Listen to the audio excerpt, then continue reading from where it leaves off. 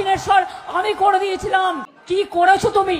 ওই হাওড়া স্টেশনটা international station আমি করে দিয়ে গিয়েছিলাম, ওটা তুমি করনি। বেলুর স্টেশন আমি করে দিয়ে গেছিলাম, দক্ষিণেশ্বর আমি করে দিয়েছিলাম, সাঁতরাগাছি আমার সময় হয়েছিল।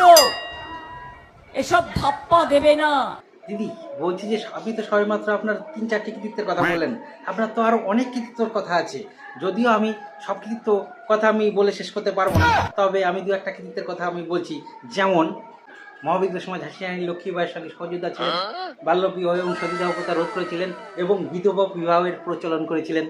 বর্ণ পরিচয় বইটি আপনি লিখেছিলেন এবং ভারতীয় জাতীয় সঙ্গীত এবং বন্দে মাতরম গান এগুলো আবার আপনারই রচিত। বলছি দিদি, আপনার এই সমস্ত কৃতিত্বের কথা জানার পর আমার মনের মধ্যে একটি প্রশ্ন জেগেছে। প্রশ্নটি হচ্ছে, আপনার জন্ম আগে না আপনার বাবার জন্ম আগে? এটা নিয়ে আমার মধ্যে কিন্তু ভীষণ একটা সংশয় আছে। এসব ধাপ্পা দেবে না। এই তোমরা কারাগো, এর সামনে ধাপ্পাবাজি? তোমরা যে যত বড়ই ধাপ্পাবাজ হও, তবে কিন্তু দিদির উপরে নও।